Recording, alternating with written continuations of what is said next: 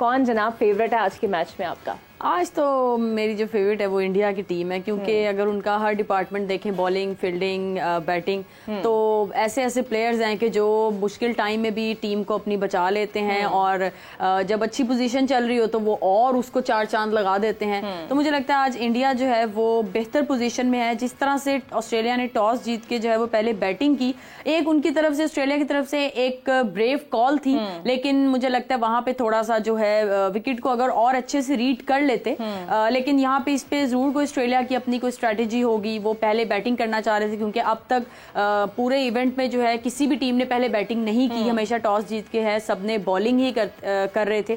तो मुझे लगता है ऑस्ट्रेलिया ने ये चीज देखनी थी। और अभी आज पहला मैच है, अभी बहुत मैचेस पड़े हुए हैं। अगर आज इंडिया जीत भी जाता है तो ऑस्ट्रेलिया के पास और भी बाकी चांसेस भी होंगे जीतने के।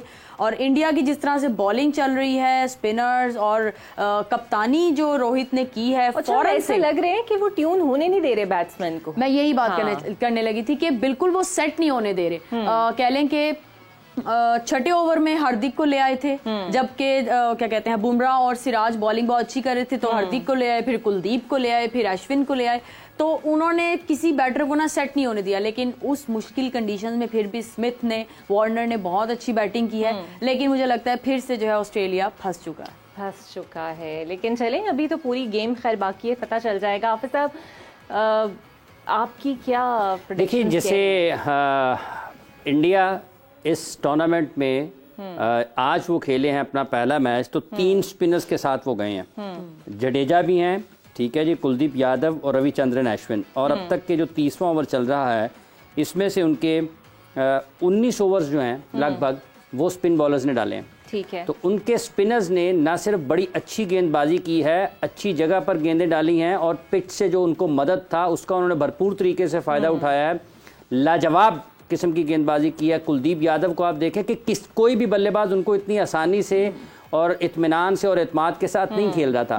बड़ी अच्छी जगह पर गेंदबाजी की और उसका फ़ायदा उठाया उन्होंने, जो पिच में मदद थी। जडेजा को देखें जिस तरीके से उन्होंने स्टीव स्मिथ को आउट किया, उनको फॉरवर्ड लेके आए और उनको हवा में वो बीट किया, और फिर आप देखेंगे जैसे बॉल पड़ के बाहर निकला और उनकी विकेट गई। फिर उसके बाद अगली विकेट भी उन्होंने हासिल की। तो जडेजा बड़े ही अहम किरदार अदा कर सकते हैं ऐसे पिचेस पर। आप उनके जब बॉल दिखा रहे होते हैं ना रीप्ले में, तो उस वक्त देखें किस तरीके से ट्रेवल कर रहा होता है पिच की तरफ। कुछ ऑस्ट्रेलिया का कोई कमजोर फैसला भी आज आपको लग रहा है सबब बन रहा है, जो एक खिलाड़ी को इन्होंने ड्रॉप करके किसी और को शामिल? देखें, ये तो जब आपकी कारकर्दगी इस किस्म की हो तो बहुत सारी चीज़ों के ऊपर बात हो सकती है ना, लेकिन जो असल चीज़ है वो ये है कि इस मौसम में, गर्म मौसम में, जिस तरीके से उन्होंने अपने बॉलर्स को इस्तेमाल किया है और उनके बॉलर्स ने जितनी अच्छी लाइन पर गेंदबाजी की है, पिच में जो मदद मौजूद थी उसका फायदा उठाया है। स्टीव स्मिथ और डेविड वार्नर जैसे खिलाड़ियों को भी पार्टनरशिप लगी है उनकी। वही एक पार्टनरशिप थी जिसकी वजह से अब आप देखते हैं कि कुछ रन्स ऑन बोर्ड नजर आ रहे हैं। लेकिन इस दौरान सारी की सारी जो क्रिकेट जिस तरह से भारत ने खेली है, और ये पहला मौका है आप देख रहे हैं कि इस टूर्नामेंट में आज आपको शोर भी सुनाई दे रहा है स्टेडियम में। ये वैसा शोर नहीं है जो मसनूई है कि आप वो ऑडियंस, हम कल यही बात कर रहे थे ना कि आज पता चलेगा कि ऑडियंस आई नहीं, तो ऑडियंस इज देयर, बल्कि एंजॉय कर रही है मैच। और उनका, ये भारत का चूंकि अपना मैच था, इतवार के रोज है, लोग घरों पे हैं, और आज ये भी नहीं कहा जा सकता कि वो जब शाम में काम खत्म करके तो स्टेडियम का रुख करेंगे। आज ना काम है, आज सिर्फ एक ही काम है कि उन्होंने अपनी टीम को सपोर्ट करने के लिए और वहां पर बैठे हुए हैं। इसका सारे का सारा क्रेडिट उनकी कप्तानी को, जैसे अभी इरम ने जिक्र किया है, और उसके साथ साथ उनके गेंदबाजों को जाता है।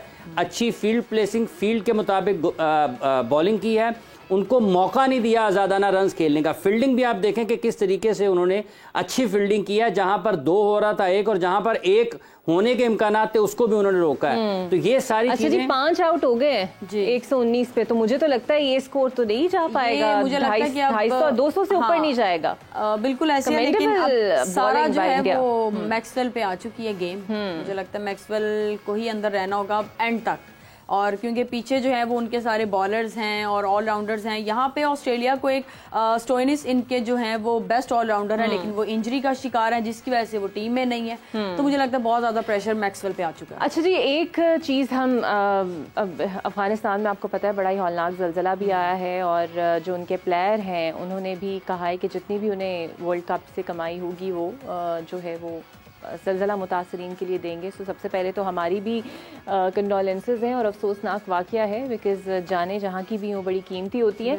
अच्छा, एक टिकट का बड़ा मसला आ रहा है। सुना है पाकिस्तान इंडिया मैच की सारी टिकटें सेल हो गई हैं और जो खुद भारतीय हैं वो कहते हैं कि ये मामले पे कोई घपला है कि वो थोड़ी थोड़ी देर के लिए खोलते हैं टिकटें और सारी सेल हो जाती है, बट इस टाइम पूरा सोल्ड आउट है पाकिस्तान इंडिया में। अच्छा, इकरा, जैसे आपने अभी बात की ज़लज़ले की, हाँ। तो उसमें राशिद खान जो हैं वो अपनी फाउंडेशन भी चलाते हैं, और जब मैंने उनसे एक मरतबा पूछा था फाउंडेशन के हवाले से, तो वो कहते क्रिकेट के बाद अगर मेरी सबसे ज़्यादा कोई दिलचस्पी है तो इस फाउंडेशन के साथ है, और मैं अपने मुल्क के लोगों की खिदमत करना चाहता हूँ इस फाउंडेशन को बुनियाद बनाकर और इसके इस प्लेटफॉर्म से कि जहाँ जहाँ तालीम के सिलसिले में और जो ज़िंदगी की बुनियादी ज़रूरियात हैं वो अपने लोगों तक पहुँचाना चाहते हैं। तो वो सारा साल इसके लिए काम भी करते हैं। 1-1.5-2 साल पहले पाकिस्तान में भी कोई मुश्किल आई थी, अफ़गानिस्तान में मुश्किल आई, तो पाकिस्तान के खिलाड़ी भी वहाँ पर गए थे, तो उन्होंने भी उनकी बड़ी मदद करने की कोशिश की थी। तो ये एक जो अफसोसनाक चीज़ हुई है अफ़गानिस्तान में, इसके लिए जैसा आपने कहा कि हमारी हमदर्दियाँ उनके साथ हैं। और क्रिकेटर्स आप देखें कि हर मुश्किल वक्त में किसी भी मुल्क के हों, दुनिया में कहीं भी हो, इनके ये एक कदम आगे आते हैं। स्पोर्ट्समैन जो होते हैं ये एक कदम आगे आते हैं मदद के लिए।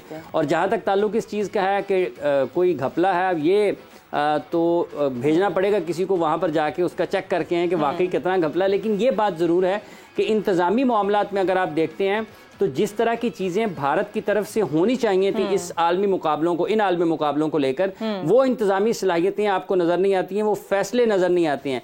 शायकीन क्रिकेट की स्टेडियम उधर तो कोई खान मोहम्मद नहीं है ना हो। देख, खान मोहम्मद एक कैफियत का नाम है, वो किसी पर भी तारीफ हो सकती है। ये सही है, उसके खान लिए मोहम्मद एक फीलिंग और कैफियत का नाम है। उसके लिए जाती तौर पर बनफ्से नफीस होना वहां पर अहमियत नहीं रखता। ये किसी भी वक्त किसी पर भी तारीफ हो सकती है। और मैं तो समझता हूँ, जैसे आपने ये जिक्र किया, मोहतरम जय शाह साहब भी अपने आप में खान मोहम्मद ही हो सकते हैं। तो ये जितनी चीज़ें बदली हैं ना, कि आप एक दिन आप कर दें जी 14,000 टिकट्स आप जारी कर रहे हैं, एक दिन आप कर रहे हैं जी 5,000 टिकट्स जारी कर रहे हैं, तो इन आलमी मुकाबलों के पेश नज़र आप देखें कि जिस अंदाज में चीज़ों को चलाया गया, ये ऐसा नहीं है। अभी हाल ही में एशिया कप के मैचेस हुए हैं पाकिस्तान में और श्रीलंका में, कोई इस किस्म की सूरत हाल नहीं मिली आपको। इससे पहले आप देखें कि यूएई में 2 मरतबा बड़े आलमी मुकाबले हुए, एशिया कप भी हुआ, फिर आप देखें वर्ल्ड T20 चैंपियनशिप हुई, इस किस्म की सूरत हाल नहीं हुई। इससे थोड़ा पहले चले जाते हैं, ऑस्ट्रेलिया में T20 वर्ल्ड चैंपियनशिप हुई है। ये टिकटों वाला मामला, ये वीज़ों वाला मामला, लोगों को बुनियादी सहूलियात की अदम फराहमी जो है, इस किस्म की कोई चीज़ नहीं मिली। ये सारी की सारी चीज़ें और मुश्किलात जो आ रही हैं, ये बिलखुसूस भारत में होने वाले इस आलमी कप में आ रही हैं, और ये कि इतनी अच्छी नहीं है। इससे ना सिर्फ जो देखने वाले हैं उनको तकलीफ पहुंचती है, जिन्होंने सफ़र करना है उनको तकलीफ पहुंचती है, बल्कि रोज़ाना की बुनियाद पर आपको भी इस किस्म की तनकीद का सामना करना पड़ता है, जो कि अफसोसनाक है। मुझे मौका दीजिए हाफिज साहब, हमारे बड़ी हरदिल अजीज़ पैनलिस्ट ज़ंजानी साहब, और उनकी प्रेडिक्शंस बहुत हद तक सच साबित भी होती हैं।